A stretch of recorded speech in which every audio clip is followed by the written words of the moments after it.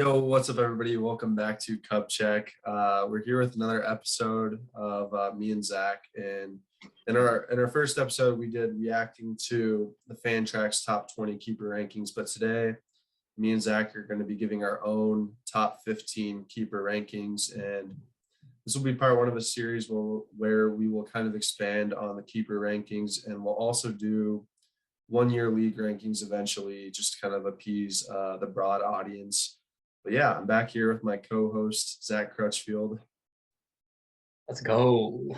I cannot wait for this video. This is just a really important video when you talk about keepers and fantasy leagues in general. So cannot wait to see how our lists align. Zach's been pretty excited to get back on the Cup Check grind. And hopefully you fans are appreciating it. It does take a lot of work to get these 10, 15 views, but one day we'll get there and you'll be like, you know what, I was there for the beginning. All right, so getting into our top 15 keepers, Zach. I just want to go one by threes. Let's just go one by one. Okay, my number one, to get it started off, my number one is Juan Soto. I think that he is the most consistent. One is also Juan Soto. I think Juan Soto is the most consistent, reliable hitter in the draft, and he is certainly young enough to be the most valuable player in any keeper league. I agree. I have him at one just because of, there is some health concerns about his peers, Acuna and Tatis, and Soto's just going to be a little more consistent.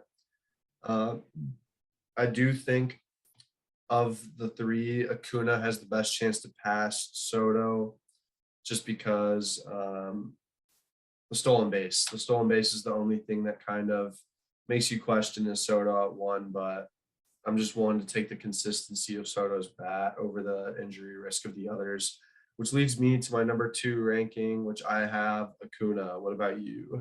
I have Vladdy Jr. Zach is really straying from the stolen base strategy. He's all about that OBP. Yeah, I think I tend to value just the pure hitters more than stolen bases. Not to say that Acuna's not a pure hitter, obviously, but what Vlad showed last year was pretty crazy. 48 home runs, and I expect him to be able to consistently repeat that next few years. The only thing I'll say about Vlad is, he's never going to steal bases, and just kind of, if you can have the same hitting production from Acuna, but also have 30 stolen bases, it's a no-brainer. At least to me, that's why I have Acuna at two. Yeah, and I actually did have Acuna higher, but for the 2022 season, we still don't know if he'll be able to make opening day, depending on when the lockout ends and everything. But that hurt his value just a tiny bit in my rankings. Me and Zach can attest to this. Obviously, Vlad had an amazing year, but starting his year in that minor league stadium definitely boosted his stats a little bit. Me and Zach literally went to that stadium and saw the combined score was 20 runs. People hit pop flies in that thing and it was gone. We saw one of the Vlad home runs. I think we saw a Bobby Dahlbeck absolute nuke to outer space. That stadium is just kind of a launch pad. But hey, there's a chance that they open up there again. So who knows? All right, number three, I had Fernando Tatis Jr. I also have Tatis at 3. Okay, and then we're gonna talk about Tatis at all. Stolen bases, the whole shoulder thing. Hopefully, he'll be good with that. But stolen bases are definitely valuable with him, and he has so much power too. He does have kind of the face of baseball thing going for him too. Obviously, if Tatis can kind of go a full year without the shoulder thing, I think there's a good chance he could move up to 2 or 1. So I'll leave it at that. And Tatis 4, I have Vlad. You have Vlad a little higher. I like Vlad. I just think that the other three, Soto, Acuna, and Tatis, are kind of just on an island by themselves. What do you think about, or who's your number 4, Zach? I have Acuna at 4. And I probably would put him higher if it wasn't for the just not being able to start 2022 quite as healthy as the other three. But yeah, honestly, those four, you can really put them in any order. What do you think about Acuna, like coming off that injury? You think he's going to go back to stealing the bases immediately, or no? Yeah, he's still so young. I wouldn't be too worried. It was ACL, right? Or Achilles? I'm not too I believe it was ACL. And yeah, he's still so young, but everyone does have injuries. And like even Tatis just with the shoulder thing, like it's just gonna happen and you never really know how they're gonna bounce sure. It's back. ACL. The quick Yeah, search I would said it was expect him ACL. to just still be stealing bags. Which leads me into my number 5. This was the toughest ranking I had on the whole thing because I think the top 4 is pretty easy to rank. At 5, I have Shohei Ohtani. I have Shohei Ohtani as well. Let's go. I was worried where Zach put Ohtani because I didn't want to look bad for putting him too high. But I mean, I think you You could gotta honestly like, put him higher. He hits bombs and he pitches and well, he stole bags. and he does everything. So you could honestly you could make an argument that he. I would not be surprised if there's a lot of leagues that people just take him number one because of how versatile he is. But he's also maybe 4 or 5 years older than the other 4 we just talked about. So that's kind of why I have him at 5. And just the injury questions are also surrounding Ohtani. Number 6, who are you looking at? I got Mike Trout. I also have Trout. Bro, Let's go. yeah. Let's go. Okay. Yeah. People forget just how good he is. Like he's still. You can still make an argument that he's the best player in the league, even though these youngins have kind of passed him up. He's still Mike Trout. That is facts. And if you just look at the games that he played last year, like all this talk of Mike Trout isn't the best player in baseball, like he was playing like the best player in baseball when he was playing last year. He hit 333 with 8 bombs and 117 at bats. So like the dude didn't even really have any at bats and was hitting like that well. Like it's kind of crazy. Heading into 7, who we got? I think we might differ here just because I don't Bryce think Harper. you have Harper. Yeah. I have Trey Turner. Okay. I just like Trey Turner, especially heading into this year, like a full year with the Dodgers. I think it's gonna be kind of insane. ESPN says he has second base eligibility still, which like That's huge. if he has that, it's gonna be a crazy OP because I mean the dude hit like 330 with 28 bombs and like 30 bags last year. So yeah, I like Trey Turner at 7. Yeah, I just really like Harper. Last season was so good. He's still Phillies lineup is still solid. It's not like the Dodgers, but yeah, he just proved to everyone last year why he's still really good. And that is why I have Harper ranked at number 8. Okay, I have Bichette. Oh, okay. I like it.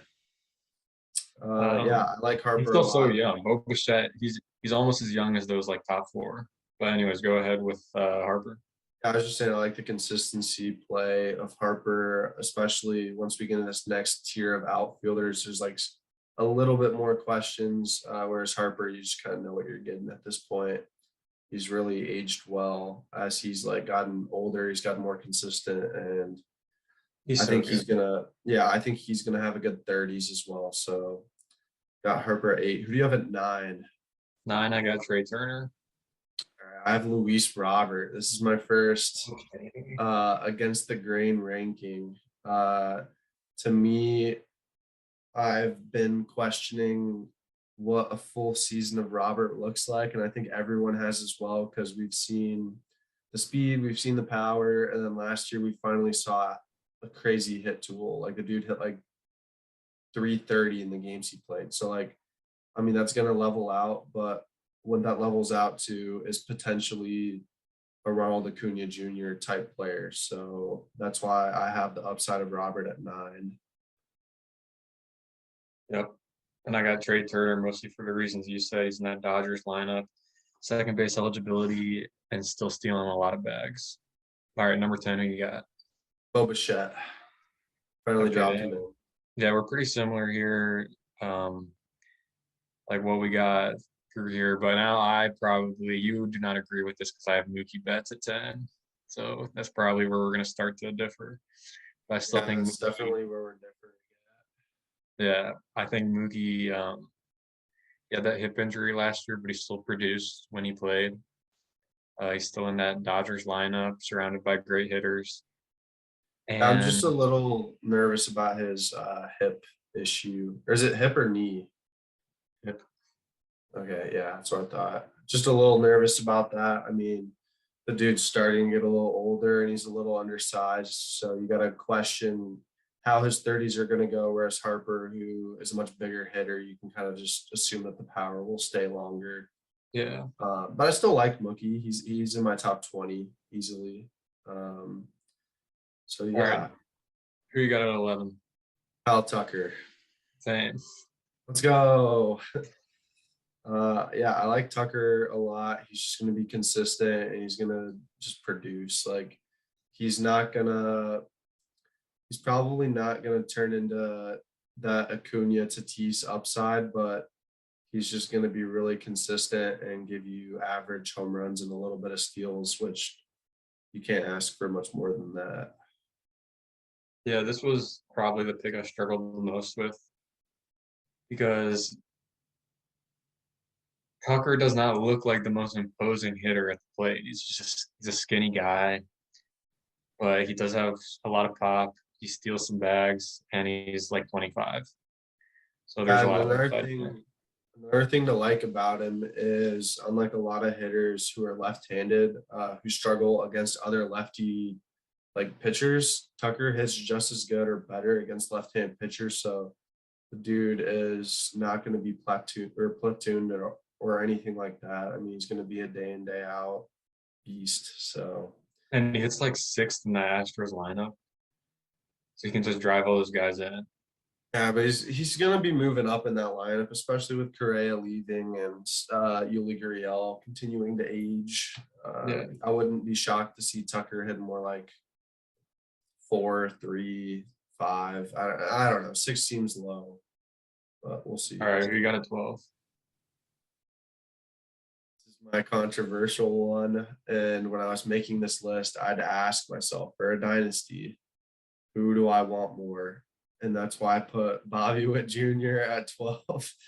That one's tough for me. I am the captain of the Bobby Witt Jr. fan club. I believe that in the next 3 years, we'll be talking about him around the names of Soto, Acuna, Tatis, Vlad. So like, that's why I rank him so high. I think he profiles to be one of those top 5 players in the next few years. All right, I also went with a young guy. I went with Wander Franco at 12. Yeah. The only And yeah, that's definitely like the safer ranking, having Franco over Witt, but I've been saying it since day one. I believe that Bobby Witt provides more in the fantasy world than Franco, which leads into my 13, Wander Franco. Okay. Yeah. The thing that worries me about him is how much pop he's got. He didn't hit too many home runs in the minors. He had a few in his short time in the MLB in 2021. But I'm hoping that develops over time. It's just he's so young. He's only 20. He's the youngest guy in this top 15. And there is so much upside. Yep. Who do you have at 13? Walker Bueller. That's my first pitcher on the list. So you must really like that trade that I made. I like Walker Bueller. Really? I didn't know this. I'll give you I think Walker he's very Bueller. good. And what? I'll give you Walker Bueller for Julio Rodriguez right now. Let's make it happen. No. Be a man of your list. Let's see No. it. Anyways, though, I like Walker Bueller. He's got filthy stuff on the Dodgers. He'll get a lot of wins, and he's still pretty young. Let's say that about Julio Urias, Zach. Somewhat. Who do you have at 14? Coming in at 14, I have Devers. I kind of expect you to probably have the same. I have 14. Jacob DeGrom. Dude, I I'm think sorry. he's the best Sorry pitcher in the though. MLB, in my opinion. And I know it's keeper rankings, but you still got to win that year to win the championship. So I have Jacob deGrom at 14. Yeah, but I mean, I do agree with you that he's the best pitcher in the league, but like Devers is gonna like in a dynasty league, me having Devers at 14, if he has 30 bombs for the next 10 years, it's 300 bombs. Whoa.